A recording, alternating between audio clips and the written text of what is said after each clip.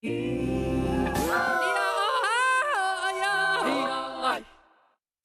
man sentenced to death for killing 8 people has had his penalty commuted, the first case since a landmark ruling on capital punishment.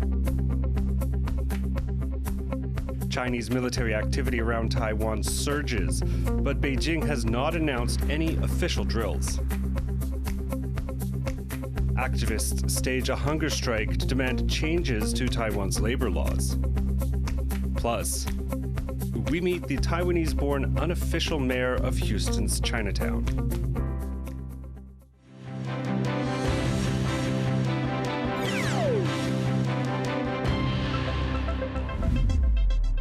A warm welcome to TaiwanPlus News. I'm Philip Broussard.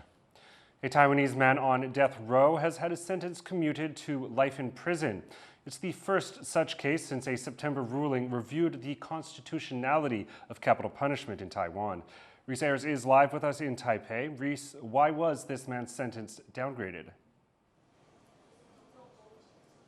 Well, that man who killed 8 people, including his own wife and children, in Hsinchu by starting a fire in a tire shop in 2022. He was sentenced to death last year, a very high-profile case here in Taiwan. But as you said, today that sentence has been reduced to life in prison after judges ruled that the man has since shown enough remorse for his crime, even attempting to take his own life whilst in custody. Now, family members of the victims gathered outside the court this morning to express their disdain at that decision. It was an extremely emotional press conference. We're going to listen to one of those family members speaking now, but a warning that some may find this clip quite distressing. 这样的判决，我如何接受？我不能接受！我请问你，法官，你这种判决，你怎么可以做出这种判决？你这种判决对得起谁？对得起我们吗？情节如此重大的罪犯都可以免死，那真的司法死了。 Now, the question raised by that relative of one of the victims about when it is appropriate to use the death penalty is one that's cropped up quite recently here in Taiwan. Just in September of this year, Taiwan's then 37 death row inmates, they brought the topic of capital punishment to Taiwan's courts. They were arguing that the right to life is enshrined in the Constitution.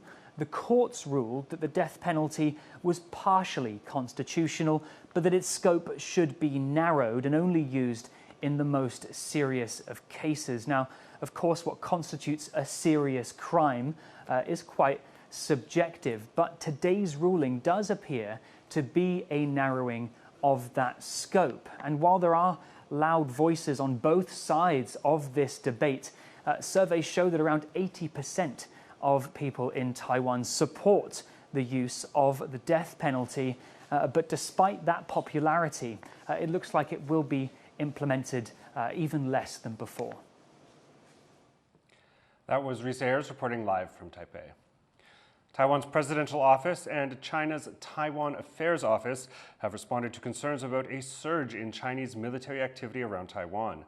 It's the largest deployment of China's Navy in decades around the country, but China has stopped short of officially announcing any drills.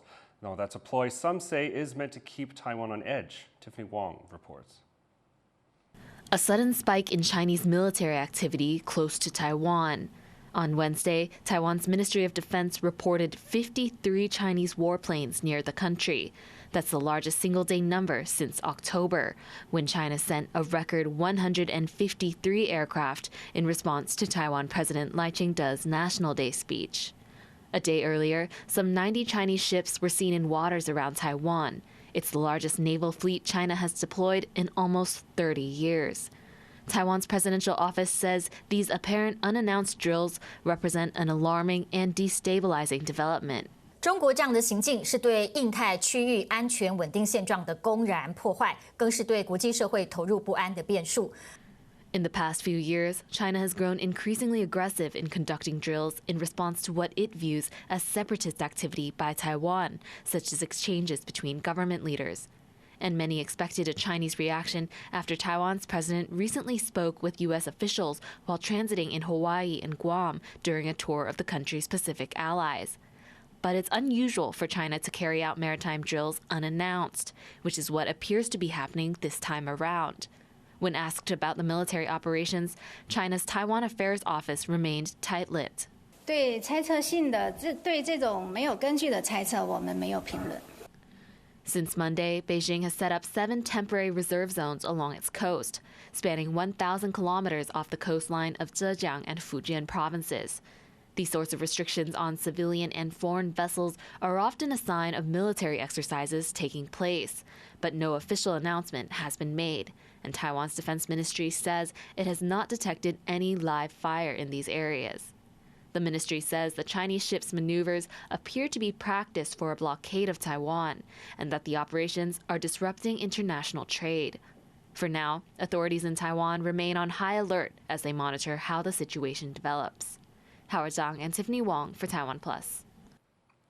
For more on what China's exercises mean for the region and why there hasn't been an official announcement, our reporter Jaime Ocon spoke to Raymond Guo, a security analyst with the Rand Corporation. Raymond, the last time we saw China conduct large-scale military exercises, Beijing usually announces what they're doing and for how long. With this recent surge in activity from China, why do you think they haven't announced anything? Part of it, at least in my mind, is I'm trying to actually ratchet down the temperature.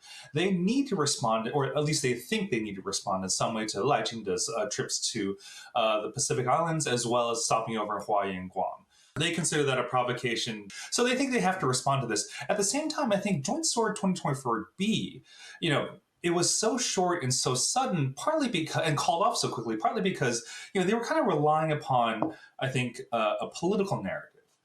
With 2024A, they could say like, look, Lai Ching-te, his speech was quite provocative. I didn't necessarily think so, but, at least they could hang their hat on that. With 2024B, there really wasn't much there with a double 10-day speech for China to justify a large-scale military exercise. Similarly, so I think they got a little bit burned from that. The issue here is that, Beijing really doesn't want to internationalize the issue. They want the cross-strait relations just to be a bilateral question. And Taiwan's defense ministry said that China has deployed its largest naval fleet in nearly 3 decades since 1996. What do you make of that increase in activity? And I think these 90 or so ships includes some amount of Coast Guard vessels, maritime patrol, and administration. And so you're seeing their increasing integration. Many of these vessels are quite capable in and of themselves, at least against non-military forces or units. But this is also a really wide area, right? We're talking thousands and thousands of miles of coastline and ocean, but at the same time, the use of military alongside, let's say, administrative or law enforcement units is relatively good practice for the PLAN and the the People's Liberation Army Navy and the Chinese Coast Guard to enhance their operational and joint operational capacity. In terms of what China wants to accomplish with this surge in activity, do you think this is more of a show of force, or is this an actual practical exercise that they're using to practice some sort of future operation? Well, there's no doubt that it's to some degree a practical movement. That it is operational training or training for the ultimate operation. Now, whether that's gray zone or invasion, that depends on the types of training that they actually do. But at the same time, you still have to worry about the capabilities. The ability to rapidly advance that many ships, even across that big of an area, is concerning. And so raising alerts, I think certainly makes sense. Having forces to at least monitor what's going on and demonstrate presence, I think, is also a good sign as well. And that was Raymond Guo, a security analyst from the Rand Corporation. A proposal to open the service sector to migrant workers has angered labor activists already on hunger strike over government policies. They say officials are making decisions without consulting workers and that workers won't stand being ignored any longer. John Van Trieste reports. Labor activists gather across from the headquarters of the ruling Democratic Progressive Party. For 3 days, they've been camped out by the Labor Ministry demanding changes to the law, from better overtime pay to the return of public holidays cut from the calendar. Some are even on a 100-hour hunger strike. As they see it, though, far from listening, ruling party officials are adding to their list of grievances. And so they've stepped away from their camp this morning to protest, hoping these officials will see their anger. What set off this morning's protest are fresh reports officials have floated the idea of opening Taiwan's service sector to migrant workers in a Tuesday night meeting with business interests. There would be conditions. Local workers' salaries would have to go up first. But these protesters are skeptical. 那它是会每年提升，还是一次性提升？而且有没有规定最低要提升多少？而不要只是丢一个新闻出来，搞得好像是他说了算。They say migrant labor is something that needs to be properly assessed beforehand. They're concerned about local workers being pushed out of the service sector, which they say is often a safe backup for those who lose their jobs or can no longer do them due to age. Lastly, they are frustrated at what they see as a double standard in the government's treatment of labor versus capital. 增加国定假日，还有提高加班费率，政府都会一直强调必须要有社会共识。那我们工会团体就想问，请问我们现在卓院长除了跟商总讨论以外，有没有跟哪些工会团体有讨论过？那这就是为什么让我们绝食的代表觉得说，对卓院长来说，我们的行政院、我们的执政党，是不是跟资方团体说好了，就是社会共识？ Protesters don cardboard cutout masks representing the president, labor minister, and moneyed interests, with the labor minister and president working to keep these interests happy. After this performance, the protesters head back to their labor ministry encampment. No official or party rep has stepped out, but they say they aren't done yet. In fact, the chief hunger striker says they intend to get louder about their demands. 12月21号，我们会在自由广场有一个公务部门的员工自己自办的尾牙，会有活动啊。然后1月2号我们会有一个尊严修法联盟。 And even just today, these groups have more planned, starting with a protest against workplace bullying back at the Labor Ministry.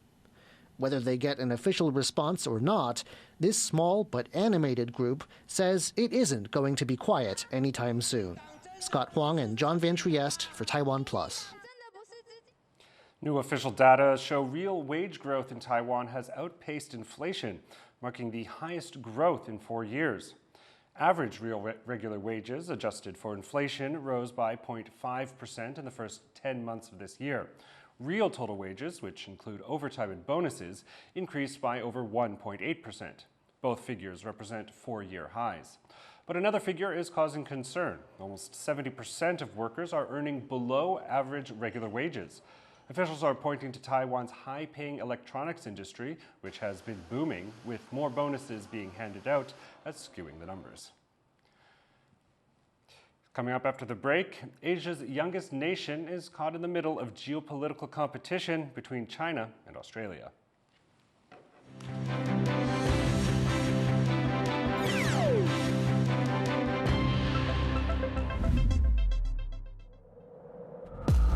At Connected, we believe in the power of dialogue.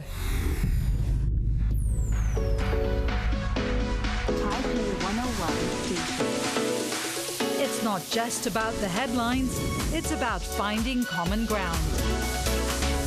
Join the conversation. Connected with Divya Gopalan on TaiwanPlus. I'm Ed Moon in Taiwan's Jinmen Islands, and you're watching TaiwanPlus News, the voice of freedom in Asia.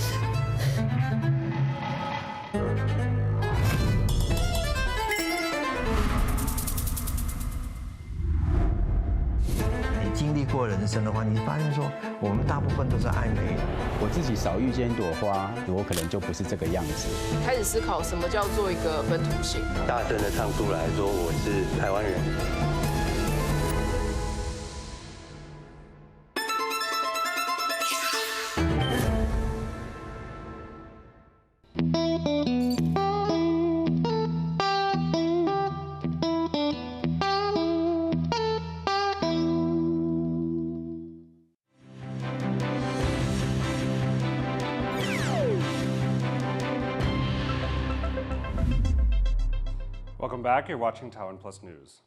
East Timor is Asia's youngest nation, and it's come a long way since gaining independence in 2002. But now the country finds itself in a complex geopolitical situation as it tries to tap its fossil fuel resources. Adil Brar reports. This is Dili, the capital of East Timor, also known as Timor-Leste, a small nation of 1.3 million people in Southeast Asia. East Timor has come a long way since it gained independence in 2002 from a violent 2-decade-long occupation by Indonesia. But the geopolitical face-off between China and the West is posing new challenges for Asia's youngest nation. China has stood by East Timor, supporting the resistance movement that fought against Indonesian occupation. In the recent years, Beijing has helped build the presidential palace in Dili and other official buildings. The Timorese government has faced criticism over how the contracts were awarded. But the president, Jose Ramos Horta, rejects suggestions of undue influence. So it's not like China helping us. No, we're helping them in the extent that we give them contracts, but contracts that they bid under international rules. East Timor's economy relies heavily on its fossil fuel reserves. But despite this wealth, as much as 40% of the country's population lives in poverty. And the nation may even run out of funds to extract its oil in the next 10 to 15 years. East Timor wants to develop natural gas reserves in an offshore project called the Greater Sunrise Gas Field. But for this, it needs foreign investment. The project has been stalled over a disagreement with Australia, which shares the right to develop the field. But East Timor's president believes a breakthrough is in the offing. Soon we will sign an agreement with Australia on the development of Greater Sunrise. What the nature of the agreement, I don't know, but a decision will be made to develop this big gas field. Beijing has also expressed willingness to fund the Greater Sunrise project, but experts have cautioned Dili about accepting Chinese financial support. They fear East Timor could become another developing country to become saddled with unsustainable levels of debt as a result of China's investment in infrastructure, what Beijing's critics have called debt trap diplomacy. Last September, East Timor signed a strategic partnership agreement with China, a move that has raised alarms in Western capitals. President Ramos Horta has confirmed holding talks with Chinese state-owned and private companies to invest in the gas project. Meanwhile, Australia has indicated it would give East Timor a big chunk of the revenue from the project to keep Dili away from Beijing. Now, all eyes are on the agreement Dili is negotiating with Canberra. As East Timor pins its economic future on the Greater Sunrise gas field, Asia's youngest nation looks to see how it can extract the best deal for itself without getting pinched in the great power rivalry between China and the West. James Lin and Adil Brar for TaiwanPlus. The U.S. has successfully conducted its first ballistic missile interception test from Guam. The Pentagon has described the test as a significant milestone in the island's defense capabilities. Guam is a U.S. territory in the Western Pacific, and it plays a crucial role in maintaining a U.S. presence in the region. According to Reuters, Washington plans to spend $10 billion to deploy its most advanced missile defense systems in Guam. Washington and Beijing are battling for influence in the Pacific. South Korea's former defense minister reportedly attempted suicide while in detention over his alleged involvement in last week's brief declaration of martial law. An official said Kim Jong-un is in stable health after failing to take his own life. He has been placed in a protective cell. Kim remains detained while prosecutors mull formal charges. The head of South Korea's national police was also arrested today, and the presidential office was raided as investigations into the martial law declaration expand. President Yoon Suk-yeol surprised many by declaring martial law on September 3rd, only to rescind it 6 hours later. Yoon has not been seen in public since Saturday when he apologized for the declaration. An attempt to impeach him failed to reach the required two-thirds majority in the country's parliament. Thousands of people are evacuating after a violent volcanic eruption in the central Philippines. Mount Kunlun blasted clouds of ash 4,000 meters into the sky. More than 50,000 people could be affected, with drone footage showing a nearby town covered in ash. Authorities are warning of lava flows and the potential for a hazardous eruption within the next few weeks. Mount Kunlun is one of the Philippines' most active volcanoes. Houston is one of the most ethnically diverse cities in the United States, with a thriving Asian population that exceeds 500,000 people. Part of the city's landscape is its bustling Chinatown area. Leslie Liao went to Houston and met with Kenneth Lee, a Taiwan-born realtor who played a pivotal role in Chinatown's rise. When I first got here, the one we show you just go before called the Deal Market, and all from here is all just land, a vacant land. They call him Mr. Chinatown, or the mayor of Chinatown. Real estate agent Kenneth Lee is a leading figure in Houston's growing Asian-American community. He's largely credited with building up the local Chinese-speaking neighborhood southwest of the city. Kenneth was born in Taiwan. He moved to Hong Kong at 14 and then went to the United States for college, moving to Houston in 1981 at the behest of his uncle. He just said, Kenneth, if you go to the United States, you should go to Houston, because I'm going to open the supermarket. You're going to help me. That supermarket turned out to be a pivotal first step in creating Houston's contemporary Chinatown, because it offered immigrants from Taiwan and Asia a taste of home. People came from far and wide, specifically to buy the specialty goods that his uncle's grocery store offered. With more people came more business, and Asian enterprises sought to gain a bigger foothold in the city. As more businesses poured into the area, the demand for financial services grew. And this was a time where the entrepreneurs reached a critical mass, and they were not properly served or not effectively served by the mainstream banks. Jody Lee is chairwoman of Southwestern National Bank, one of the Asian-oriented financial institutions that arose from Houston's Chinatown rise. Her father, C.K. Lee, is one of the bank's founders, which was created specifically to serve the needs of immigrant businesses in the area. Jody's family moved to Texas from Taiwan. Her family was one of those who made regular journeys to Houston to visit Kenneth's family grocery. And we lived in the Dallas-Fort Worth area for 2 years. And during that time, we would come to Houston on a monthly basis to buy Chinese groceries. And each trip would be like 3.5 to 4 hours one way.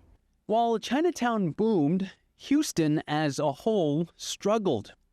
An oil crisis hit Texas in the 1980s, and people started leaving the energy industry-reliant city, causing property values to plummet. But where some people saw catastrophe, others saw opportunity.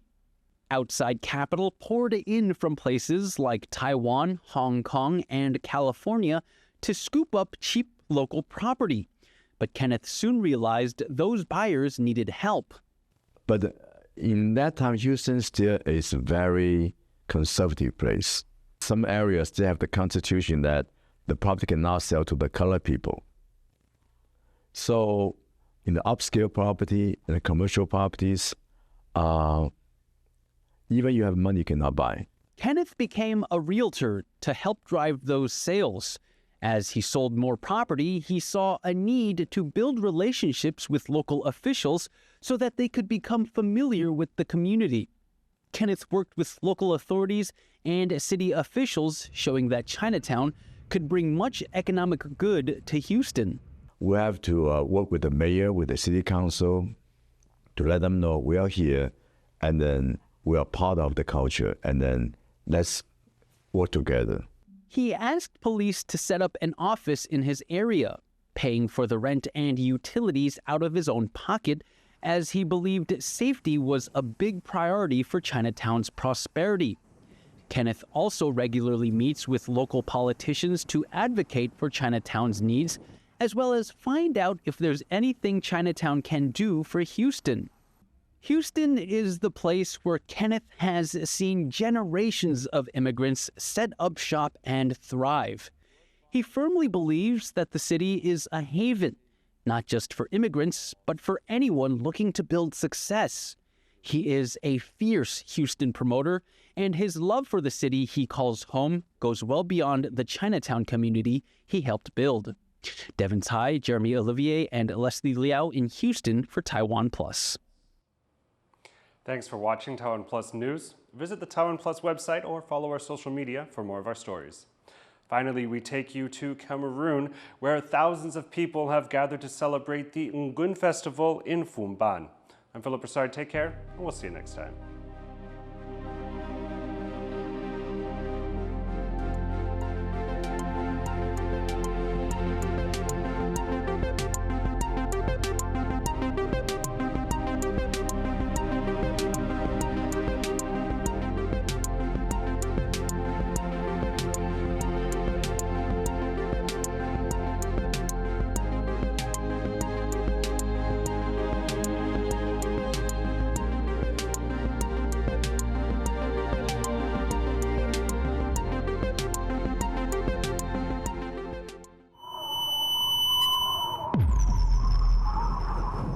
For more stories from here in Honolulu, Hawaii, and around the world, make sure to visit us on social media.